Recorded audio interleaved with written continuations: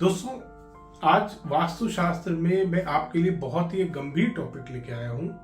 बहुत important topic है आप सभी के लिए जो भी अपना नया घर बना रहे हैं, उन सभी के लिए आज बहुत अच्छा और बहुत ही इंपॉर्टेंट टॉपिक है। दोस्तों, जब भी हम नया मकान बनाना शुरू करते हैं तो बहुत सारी अलग अलग तरीके का मटेरियल इस्तेमाल होता है। ईंटें भी आती है, लकड़ी भी आती है और सीमेंट भी आता है, स्टोन डस्ट भी आता है, बहुत सारी अलग अलग तरीके का लोहा भी आता है, बहुत सारी अलग अलग तरीके का सामान इस्तेमाल किया जाता है। बट बहुत बार हम जाने अनजाने में ऐसी चीजों का इस्तेमाल कर लेते हैं। एक विजिट किया था काफी दिन पहले एक क्लाइंट के यहाँ पे, तो उनका नया घर बन रहा था। वहां पर अभी नींव खोद के थोड़ा अभी नींव पे मतलब काम चल रहा था, ग्राउंड लेवल पे ही था सारा काम। तो वहां पर जब विजिट करा, बड़ी एक अजीब सी फीलिंग आई मेरे को। मैंने उनसे पूछा कि सर ये आपने प्लॉट जब लिया था तब ये ऐसे ही था? कहते नहीं सर, हमने इसमें भरत कराया है। उन्होंने कहीं से मलबा डलवाया था अपने, मलबा होता है ना पुराने टूटा फूटा ईंट रोड़ी ऐसे टूटा हुआ वो आता है जो, वो कहीं से उन्होंने 3-4 ट्रक मलबा खरीद के उसको घर को ऊंचा करने के लिए वो मलबा डलवाया था उन्होंने। तो वो मलबा किसी पुराने मकान का था जो उन्होंने वहां पर यूज कर रखा था, और सिर्फ थोड़े से पैसे बचाने के चक्कर में उन्होंने ये काम करा। दोस्तों, ये बहुत बड़ा एक वास्तु दोष बनाता है आपके नए घर में।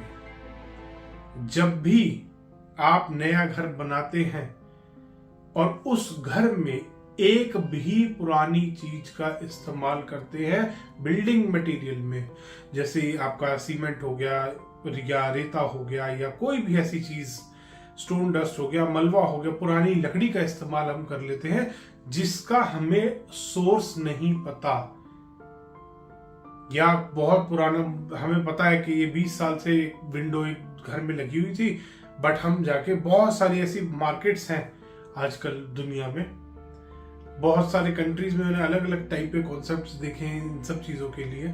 तो वो आप अपने घर की कंस्ट्रक्शन में इस्तेमाल कर लेते हैं। दोस्तों, वो चीज आप लाइफ टाइम के लिए अपने साथ अटैच कर रहे हैं।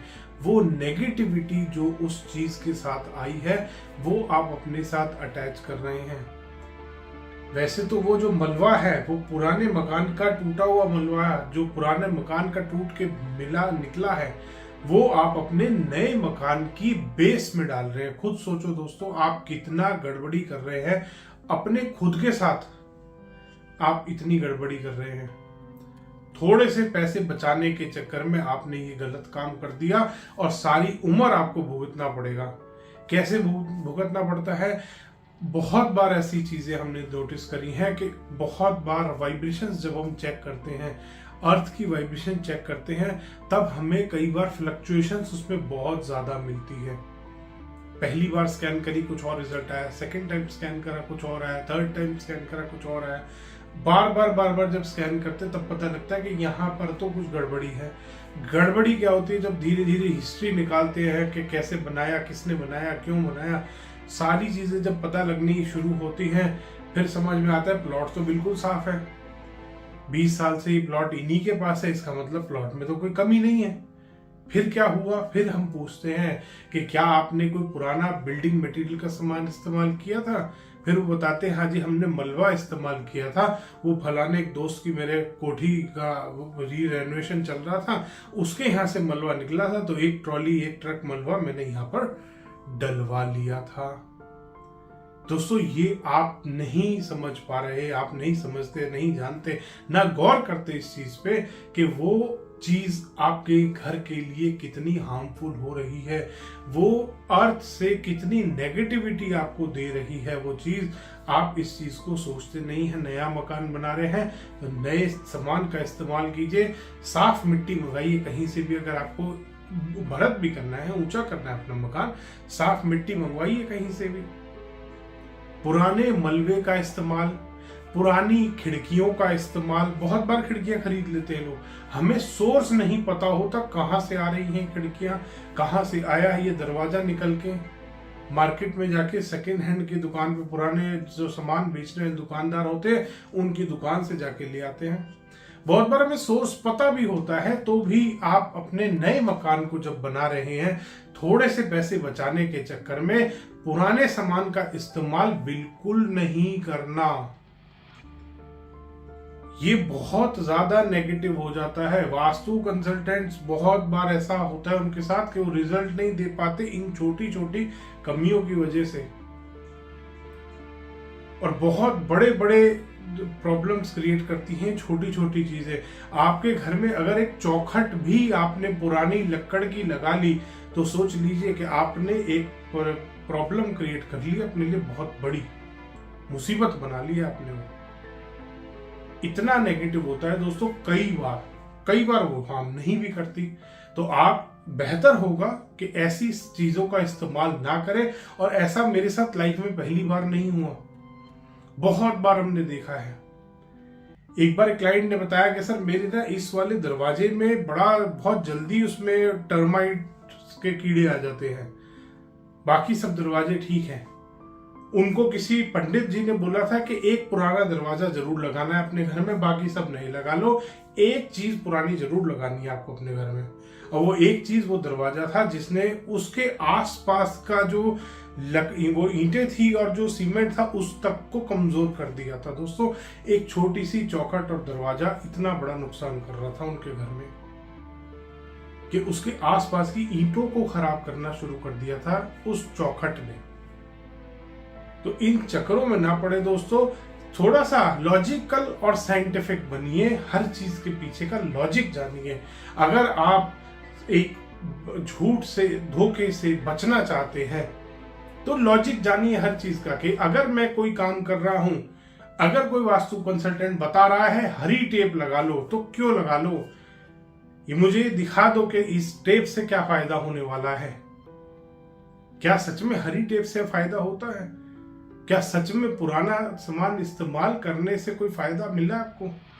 एक बार अपने मन से जरूर पूछिएगा दोस्तों, आपको जवाब मिल जाएगा।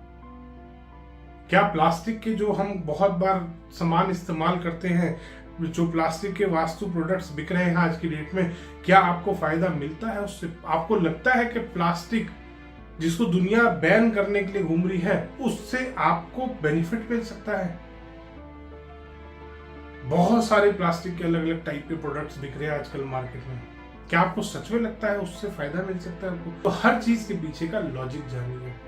इसीलिए ध्यान रखेंगे अगली बार अपना जब नया मकान बना रहे हैं, अपने सपनों का मकान बना रहे हैं, उसमें पुरानी चीजों का इस्तेमाल ना करें, बिल्कुल नहीं करना। आपको हर चीज बढ़िया नई आपको खरीद के लगानी है अपने घर में, ताकि वो घर आपको खुशियां दे सके।